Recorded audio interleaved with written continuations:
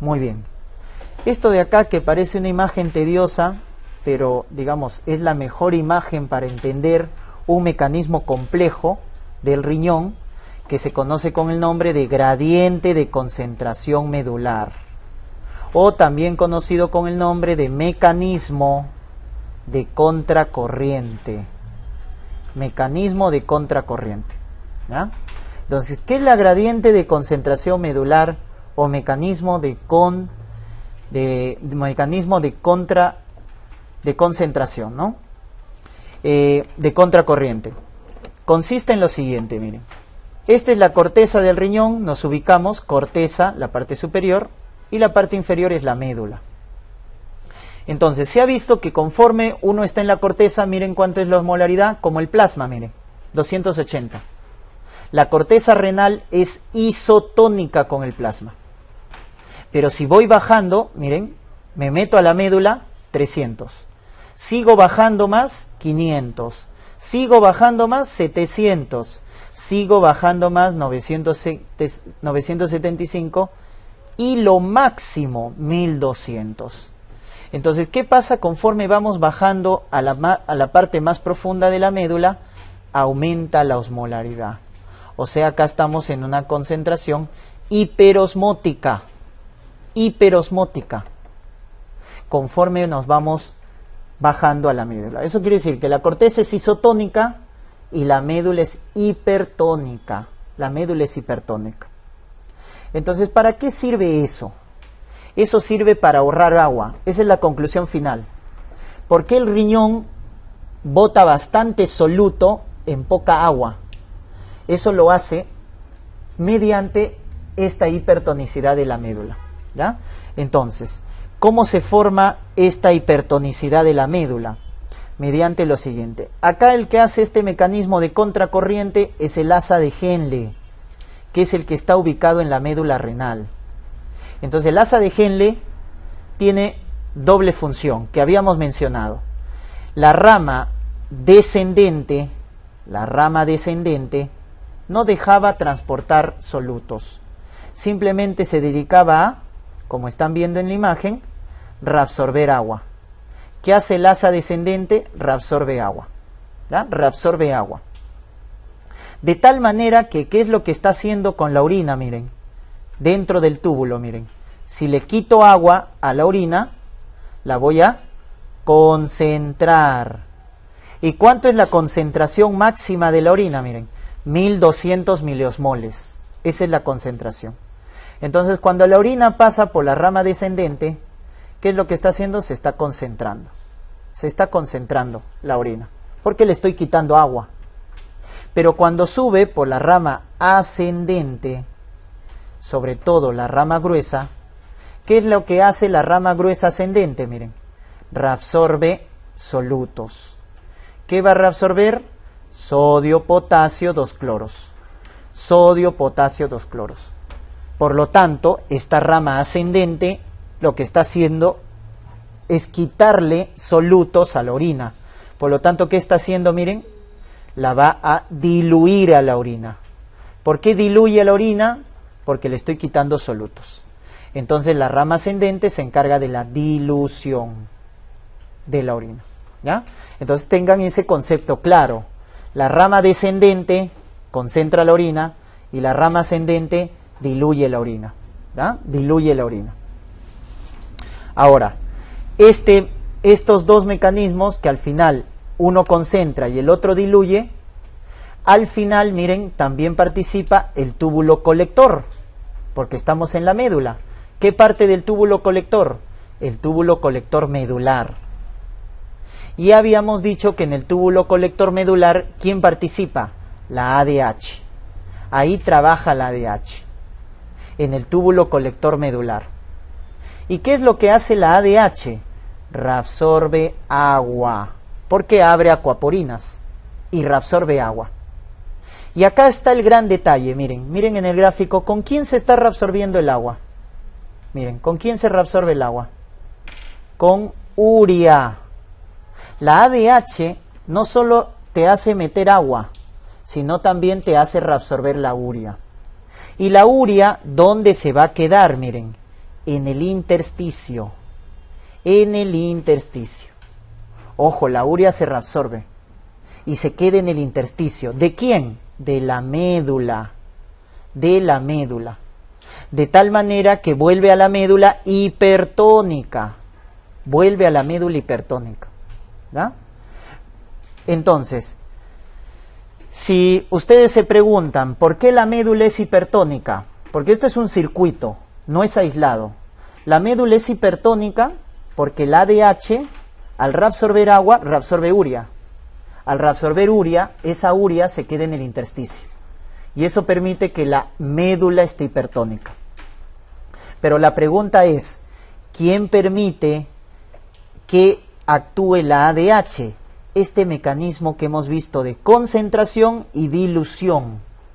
Este mecanismo del asa de Henle de concentrar y diluir permite que la ADH pueda actuar en el túbulo colector. Está conectado, ¿ya? Está conectado. Entonces miren qué importancia tiene esto. Entonces es un circuito. Entonces habíamos dicho que el asa descendente lo que hace es concentrar la orina. Y la rama ascendente gruesa diluye la orina. ¿No es cierto? La rama gruesa ascendente. Entonces acá hay un mecanismo de concentración de la orina y dilución de la orina. Este mecanismo, que se conoce con el nombre de mecanismo de contracorriente, se llama así, contracorriente, porque uno concentra y el otro diluye. ¿Quién lo hace? El asa de Henle. Permite que la ADH en el túbulo colector medular reabsorba agua. Reabsorba agua. Permite que se reabsorba agua. De tal manera que la orina, ¿cómo va a salir la orina si le quitamos agua? Una orina concentrada. De tal manera que la orina es concentrada. Cumpliendo la función, el riñón. ¿Cuál es la función del riñón? Botar bastante soluto en poco solvente, en poco agua. Bastante soluto en poca agua. ¿Quién le ha quitado agua a la parte final de la orina? La ADH, le ha quitado agua. Pero para que la ADH le quite agua, ¿quién debe trabajar? El asa de Henle, con su mecanismo de contracorriente. Ahora, para que todo este sistema que estamos viendo funcione con normalidad, la médula tiene que tener una hipertonicidad. Todo está conectado. Entonces, médula hipertónica, asa de Henle con su mecanismo de contracorriente permite que el ADH reabsorbe agua. Si alguno de estos falla el asa de Henle o falla la médula hipertónica, la ADH no trabaja. La ADH no va a trabajar. Ahora, ¿quién es responsable de que la médula esté hipertónica? La ADH, al reabsorber agua, hemos dicho, también reabsorbe urea. Y esa reabsorción de la urea, producida también por la ADH, es la que permite que la médula se vuelva hipertónica. Entonces, todo este sistema debe estar integrado. El asa de Henle con su mecanismo de contracorriente, la médula hipertónica por la reabsorción de urea, todo ello va a permitir que el ADH reabsorbe agua. De tal manera que el riñón produce una orina concentrada. Entonces vayamos a la patología. ¿Qué pasa si bloqueamos al asa de Henle, la rama gruesa? Si bloqueamos al asa de Henle, ¿quién hace eso? La furosemida, por ejemplo. La furosemida bloquea el asa de Henle. Al bloquear el asa de Henle, se bloquea el mecanismo de contracorriente. Ya no hay mecanismo de contracorriente. Por lo tanto, al bloquearse el mecanismo de contracorriente, la ADH ya no trabaja a nivel del túbulo colector medular, porque se está bloqueando el mecanismo de contracorriente.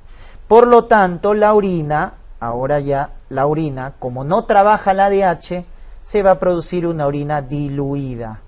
La furosemida produce una orina diluida, porque está evitando la reabsorción en la rama gruesa de sodio, potasio, 2 cloros.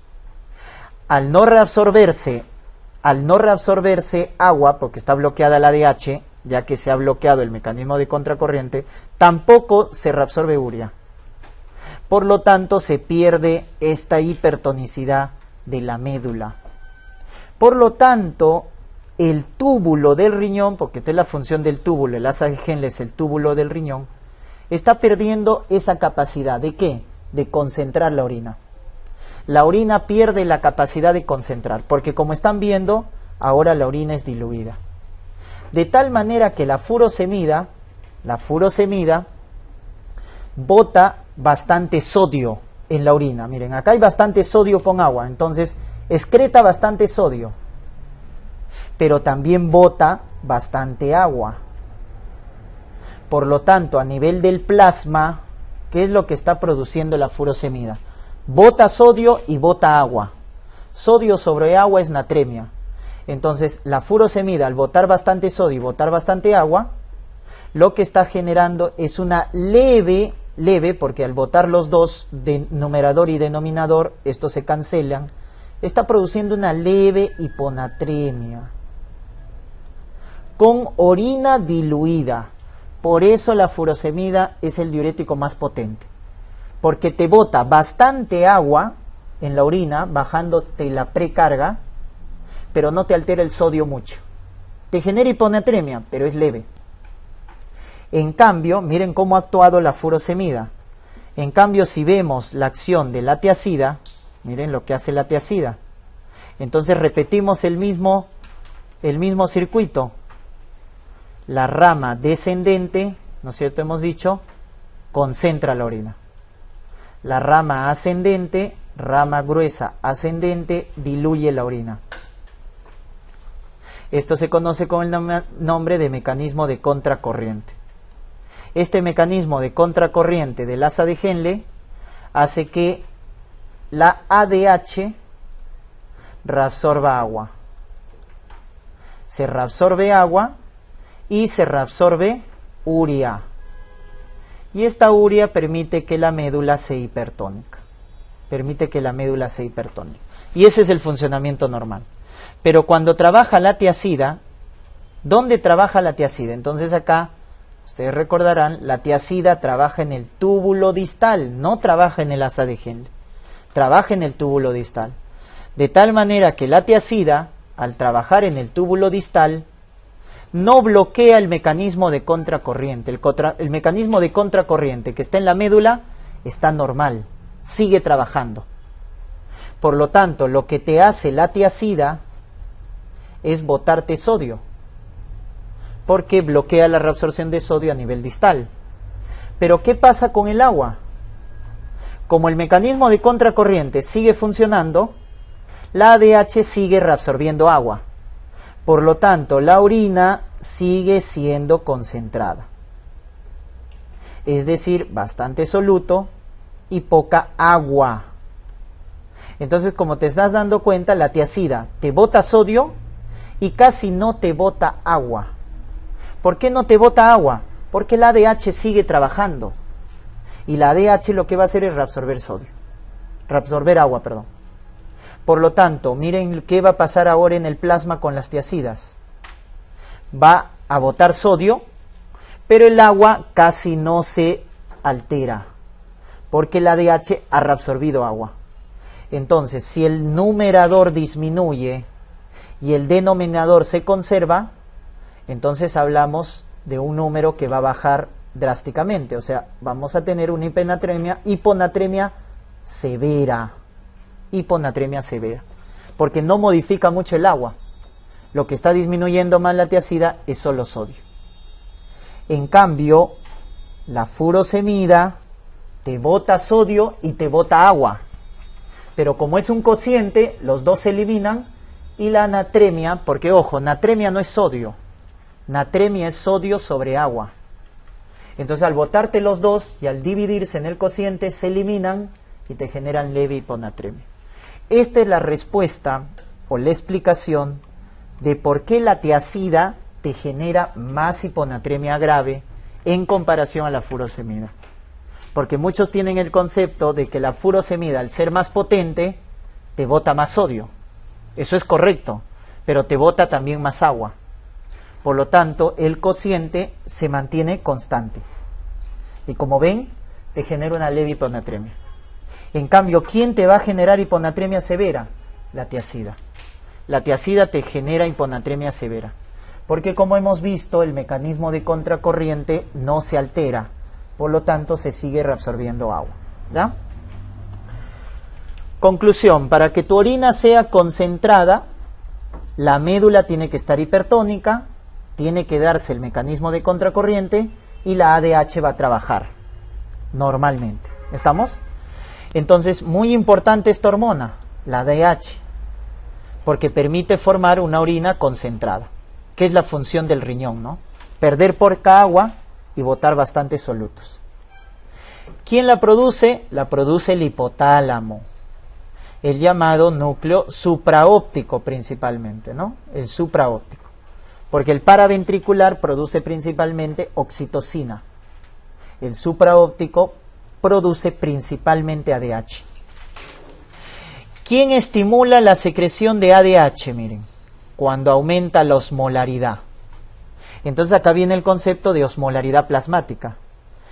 Si te preguntaran quién determina la osmolaridad plasmática, ¿cómo se calcula la osmolaridad plasmática? La osmolaridad plasmática se calcula como 2 veces sodio más glucosa sobre 18 más urea sobre 6. Esa es la osmolaridad plasmática. 2 veces sodio. ¿Cuánto es la concentración de sodio normal en el plasma? 145. Más glucosa, que vale 90 a 100 miligramos por decilitro, entre 18. Más urea, que vale 40 a 45 entre 6. Si ustedes calculan eso, va a salir aproximadamente 290 miliosmol por litro. Esa es la osmolaridad plasmática. Cuando hablamos entonces de osmolaridad plasmática, estamos hablando de sodio, de glucosa y de urea. Donde el principal regulador de la osmolaridad, como te estás dando cuenta, ¿quién es? Sodio. Es el principal regulador de la osmolaridad. Estos son pequeños, ¿no? Es menos en comparación al sodio, ¿ya? Entonces, el sodio es el principal regulador de la osmolaridad plasmática. Entonces, cuando acá te menciono que el ADH aumenta cuando aumenta la osmolaridad, es porque ¿quién ha aumentado? El sodio. Es porque ha aumentado el sodio. Y eso es lo que pasa cuando consumimos una dieta hipersódica, ¿no? Se van al cine, comen una canchita de medio kilo, una gran cantidad de sodio, van a aumentar su orina, porque se va a aumentar la secreción de ADH. Pero ojo, esa orina, ¿cómo va a ser? Cuando uno consume bastante sodio, la orina que bota es orina concentrada, no es una orina diluida, no es la del paciente alcohólico, ¿no? El que se embriaga y va al baño a cada rato, esa es orina diluida. ¿Y por qué? Porque el etanol bloquea la ADH. Y si bloqueamos la ADH, entonces el túbulo colector ya no reabsorbe agua. Todo el agua se va a perder por la orina. Por lo tanto, es una orina diluida. Entonces, cuando te comes tu canchita, lo que haces es aumentar el ADH y producir una orina concentrada. De tal manera que boto bastante sodio, pero con poca agua en la orina. En cambio, en un paciente alcohólico, al bloquearse el ADH, se produce una orina diluida, ¿ya? Entonces, el aumento de osmolaridad, como el aumento de sodio, o la hipovolemia, la hipotensión, aumentan el ADH, ¿ya? Aumentan el ADH. Pues si te preguntaran, ¿qué hormona regula la osmolaridad del plasma? La ADH. La ADH es la que regula la osmolaridad plasmática. Entonces, cuando uno consume bastante sodio y aumenta la osmolaridad, el hipotálamo produce más ADH y se activa el centro de la sed. Esto va de la mano. ¿Quién produce la ADH? El hipotálamo. ¿Y quién es el centro de la sed? El hipotálamo. Y esto va de la mano. Entonces, cuando aumentamos la osmolaridad, se aumenta la secreción de ADH y se estimula la sed. Por eso es que acompañamos, ¿no es cierto?, a la canchita con gran cantidad de bebida, porque se está estimulando el centro de la sed del hipotálamo, ¿ya? Entonces va de la mano. Es por eso que el otro mecanismo que estimula es la hipovolemia y la hipotensión, ¿no? Por eso también se activa el centro de la sed, ¿ya? Entonces, cuando uno consume bastante sodio, entonces tengo hipernatremia, acuérdate, ¿eso qué es? Aumento de la osmolaridad plasmática. El hipotálamo produce ADH y se activa el centro de la sed y regulo ese sodio. Entonces, no voy a hacer ninguna clínica neurológica cuando consumo bastante sodio. Ustedes pueden consumir la gran cantidad de sodio que quieran, pero mientras su sensorio esté bien, porque esto lo regula el hipotálamo con lo que va a hacer es que te va a indicar a que tú consumas agua. Por eso, ¿qué pacientes típicamente van a encontrar con hipernatremia? Cuando le hacen, ¿no es cierto?, un AGA o dosan sodio en sangre, ¿a qué pacientes lo van a encontrar con hipernatremia? Al paciente que tiene trastorno de sensorio. Adulto mayor que está postrado y no ingiere líquido, porque como está con trastorno de sensorio, su hipotálamo está apagado, por lo tanto no se activa el centro de la sed. Y esos pacientes son los que hacen hipernatremia, ¿no? Entonces imagínate un paciente, otro ejemplo, no solo al consumir bastante sodio, sino cuando uno pierde sodio. Por ejemplo, los pacientes que tienen deshidratación, diarreas. Entonces, cuando uno tiene diarrea, lo que se activa también, o sea, al hacer diarrea bajamos volumen. Por lo tanto, se activa el centro de la sed por la hipovolemia, ¿no es cierto? Y no pasa nada con la osmolaridad. La osmolaridad no ha cambiado. Pero ¿qué pasa si un abuelito tiene diarrea y tiene trastorno del sensorio? No va a consumir líquido. Nos hace diarrea, está deshidratado y no consume líquido. Entonces, ¿qué trastorno va a ser? Hipernatremia. Hipernatremia, ¿ya? Entonces, recuerden que la osmolaridad es regulada por la ADH, ¿ya? Es regulada por la ADH. Miren qué fármacos también aumentan la secreción de ADH, la nicotina, la ciclofosfamida. En cambio, ¿quiénes bloquean la ADH? La clonidina, el alcohol, el haloperidol, ¿no? La reducción de ADH es por disminución de osmolaridad o por aumento del plasma o la presión arterial, ¿no? Miren este gráfico que nos indica lo mismo. Miren cómo va aumentando la osmolaridad. Entonces, miren, cuando aumenta la osmolaridad, ¿qué va a aumentar? La secreción de ADH. La secreción de ADH. Entonces, el principal estímulo para aumentar la secreción de ADH es el aumento de osmolaridad, ¿ya? De tal manera que el ADH va a ir en el túbulo colector y va a reabsorber agua. Y con respecto a la volemia, miren, cuando hay hipovolemia, miren, cuando se pierde volumen, ¿qué pasa con la ADH? Aumenta. Cuando uno pierde volumen, la ADH aumenta. Conclusión, ¿quién aumenta la secreción de ADH? El aumento de osmolaridad, que es el principal estímulo, pero también la hipovolemia o la hipotensión, ¿da? Entonces, la hormona que regula la osmolaridad, recuérdate, es la ADH, ¿ya? Es la hormona que regula la osmolaridad. Luego tenemos acá este sistema bien conocido llamado renina, angiotensina, aldosterona, ¿no? Entonces acá la gran célula productora de renina es esta de acá, miren, la célula yuxtaglomerular, que son células que están asociadas a ¿qué arteriola? A la arteriola aferente. ¿Con quién se relacionan las células yuxtaglomerulares? Con la arteriola aferente. De tal manera que si me preguntaran cuál es el principal mecanismo para que la célula yuxtaglomerular produzca renina, porque la célula yuxtaglomerular es la que produce renina. ¿Cuál es el principal estímulo? Hipoperfusión de la arteriola aferente. Ese es el principal estímulo. Hipoperfusión de la arteriola aferente. Segundo estímulo, activación de la mácula densa. Activación de la mácula densa. Entonces ya habíamos visto eso, ¿no es cierto? Miren, acá está la mácula densa. ¿Dónde se ubica la mácula densa? En el túbulo contorneado distal. Ahí se ubica la mácula densa. Y estas células, ¿qué es lo que regulan? La entrega distal de sodio. Entonces, cuando a este nivel hay poco sodio, ¿qué pasaba cuando la mácula densa detectaba poco sodio a nivel distal? Estimulaba la célula yuxtaglomerular a que produzca renina. De esa manera se activaba el sistema renina-angiotensina. Entonces, la entrega distal de sodio disminuida detectada por la mácula densa, estimula a la célula yuxtaglomerular a producir renina. Y el tercer estímulo es la activación, es decir, agonista. Nos vamos a activar ¿a qué receptores? A los receptores beta 1. El beta 1 no solo está en el corazón, el beta 1 también está en el riñón, ¿no? Por lo tanto, beta 1, corazón y también riñón. Estos son los tres estímulos para que la célula yuxtaglomerular produzca renina. El más importante, la hipoperfusión de la arteriola aferente. Segundo, mácula densa. Tercero, agonista beta 1. ¿Ya? Y esto ya lo conocen, ¿no? Entonces miren, acá estamos. Reducción de la presión o la volemia, o aumento del tono simpático por estímulo del beta 1, que es lo que va a producir aumento de la renina.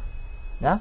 Producto de la hipovolemia, producto de la hipotensión o producto del tono simpático, se estimula la producción de renina. Y la renina convierte el angiotensinógeno en angiotensina 1, y el 1 por la ECA se convierte en angiotensina 2, ¿no?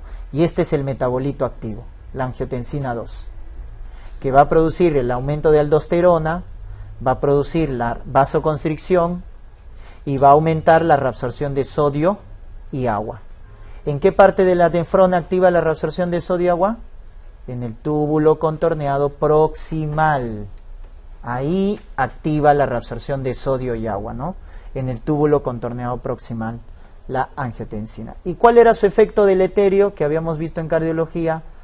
Fibrosis, hipertrofia del corazón.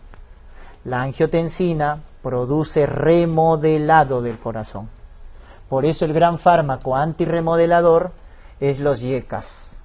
Cuando tengas un paciente con hipertrofia de ventrículo izquierdo, hay que darle YECA, porque el YECA es el gran fármaco antirremodelador, ¿no? Por el contrario, si aumenta la presión, aumenta la volemia, baja el tono simpático, baja la producción de renina. Y todo este sistema se bloquea, ¿no? Produciendo menos aldosterona, vasoconstricción y menor reabsorción de sodio. ¿Y quién es la hormona antagónica del sistema renina-angiotensina-aldosterona? Los péptidos natriuréticos. Los péptidos natriuréticos son la hormona antagónica porque hacen vasodilatación, bajan el tono simpático, bajan la secreción de aldosterona y evitan el remodelado. Son antirremodeladores de manera endógena. Entonces es el componente contrarregulador de la angiotensina, ¿no? Los péptidos natriuréticos. Cuando un paciente está en shock, cuando un paciente está con hipovolemia, ¿cuáles son los mecanismos que se activan? Acá están los mecanismos que se activan, ¿no? Cuando hay hipovolemia, el primero en activarse es el tono simpático. Es el primero, porque nos estresamos. No hay volumen, el paciente está en shock, se estresa el paciente y aumenta su tono simpático. De tal manera que este aumento del tono simpático va a producir, por ejemplo, a nivel del corazón, taquicardia sinusal. A nivel del corazón, taquicardia sinusal. Pero esta activación del tono simpático, también habíamos mencionado, activa sus receptores beta 1 del riñón, aumentando la secreción de renina. Y la misma hipovolemia lo que hace es bajar la hipoperfusión de la arteriola aferente. Y este es el principal estímulo para aumentar la renina. Por lo tanto, el tono simpático que se aumenta en la hipovolemia va a activar la activación del sistema renina-angiotensina-aldosterona. Que ya habíamos dicho, la angiotensina 2 va a aumentar más la aldosterona, va a aumentar más la reabsorción de sodio junto con el tono simpático, aumentando la reabsorción de sodio y agua a nivel del túbulo colector, a nivel del túbulo proximal, y de esa manera aumentamos la volemia. Al reabsorber más sodio y al reabsorber más agua, aumentamos la volemia. ¿Quién se inhibe? El péptido natriurético. ¿Por qué? Porque estamos en hipovolemia. El péptido natriurético se inhibe. Porque el péptido natriurético lo que hace es inducir, ¿no es cierto?, aumento de la secreción de sodio y agua, o sea, pérdida de volumen. Y eso no queremos, ¿no? Lo que queremos es aumentar la volemia, ya que estamos en shock. El sistema nervioso central también se activa. Y miren qué forma, se forma DH. Y también se forma ACTH para aumentar la secreción de corticoides, cortisol. Conclusión, ¿qué mecanismos se activan en un paciente con shock? El tono simpático es el primero, sistema renina-angiotensina-aldosterona, mayor ADH y mayor cortisol. ¿Quién es el sistema que se inhibe cuando estamos en shock? Los péptidos natriuréticos. Es el sistema que se inhibe. Esta es la razón de ser del sistema renina-angiotensina-aldosterona. Recuerden que el sistema renina-angiotensina-aldosterona nace para aumentar la volemia, nace para aumentar la presión arterial, pero a largo plazo, ¿no? A largo plazo, recuerden. El riñón regula la presión a largo plazo, ya que este mecanismo que estamos viendo de reabsorción de sodio, agua, vasoconstricción, toma su tiempo. Por eso regula a largo plazo, ¿no? ¿Qué función endocrina tiene el riñón? Dos funciones. Formar la eritropoyetina, que es una hormona que estimula la hematopoiesis, y activar la vitamina D a su forma activa, que se conoce con el nombre de calcitriol. Esas son dos funciones endocrinas del riñón. La eritropoyetina está codificada en el cromosoma 7. Es una proteína de alto peso molecular cuyo principal estímulo es esto, la hipoxia tisular. Cuando hay hipoxia tisular, por ejemplo, paciente en shock, paciente con anemia, paciente con hemoglobina baja, mal perfusión sanguínea, etc., cuando hay hipoperfusión tisular o cuando el paciente se va a la altura, baja la oxigenación de la célula por disminución de la presión de oxígeno, y ese es el estímulo para que se produzca eritropoyetina. La hipoxia tisular es el principal estímulo.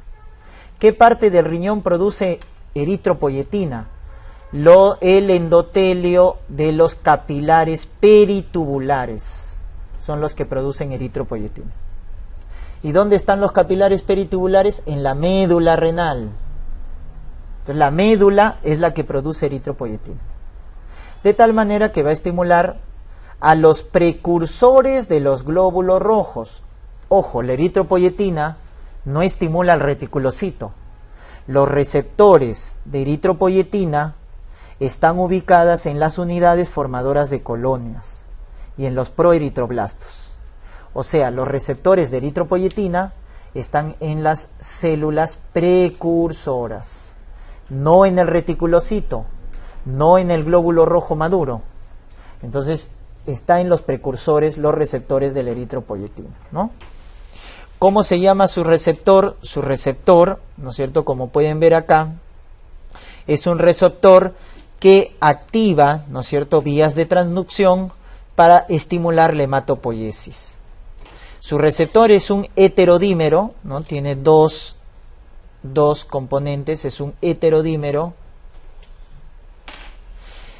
parecido a una tirosinquinasa, donde está regulado por una proteína llamada JAK2. Y esta es la que estimula la eritropoiesis, ¿no?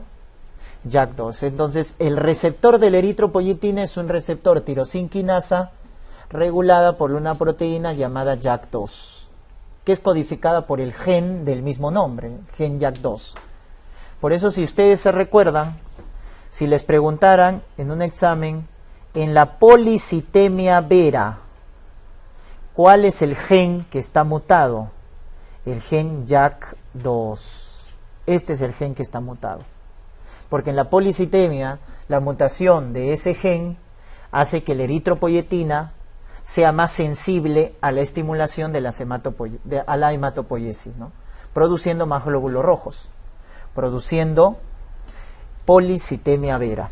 Policitemia vera, ¿no? Entonces se produce por la mutación de ese gen, ¿no? La vitamina D. La vitamina B, recuerden que se puede formar por la piel a través del colesterol, ¿no? El colesterol, cuando recibe los rayos ultravioleta, entonces lo que va a hacer es activar a la vitamina D, producir vitamina D a partir del colesterol. Los rayos ultravioleta a partir del colesterol de la piel produce vitamina D. Pero esa vitamina D también puede ingresar por los alimentos, ¿no? Suplementos, pescado, leche, etcétera. Podemos ingerir vitamina D. O sea, tenemos una fuente exógena y una fuente endógena a través de la piel. Entonces, cuando hay vitamina D, esta vitamina D tiene que sufrir 2 hidroxilaciones. La primera hidroxilación la da el hígado en el carbono 25. Y la segunda hidroxilación, que es en el carbono 1, lo hace el riñón, formándose al final el llamado 1,25 dihidroxicolecalciferol, ¿no? Que es el llamado calcitriol. Es la vitamina D activa, calcitriol, o 1,25 dihidroxicolecalciferol. Entonces, ¿dónde se hidroxila en primer lugar? En el hígado. ¿En qué carbono? 25. Luego en el riñón. ¿En qué carbono? En el 1. Y ahí completa sus 2 hidroxilaciones. En el carbono 25 y en el carbono 1. Formándose la vitamina D activa. ¿Ya? Que tiene como función absorber calcio a nivel intestinal y también a nivel renal, ¿no? Absorbe calcio a nivel intestinal y también de manera indirecta a nivel del riñón, pero de manera directa a nivel del intestino, favoreciendo la mineralización de los huesos. La mineralización de los huesos. Por eso cuando te preguntan, ¿por qué un paciente con falla renal crónica tiene osteomalacia, tiene osteoporosis? Porque no activa la vitamina D. El paciente con falla renal crónica tiene calcitriol disminuido, porque no se activa la vitamina D. De tal manera que se aumenta la resorción ósea, produciendo la llamada osteodistrofia renal, ¿no? Produciendo la osteodistrofia renal, ¿no? Muy bien. Y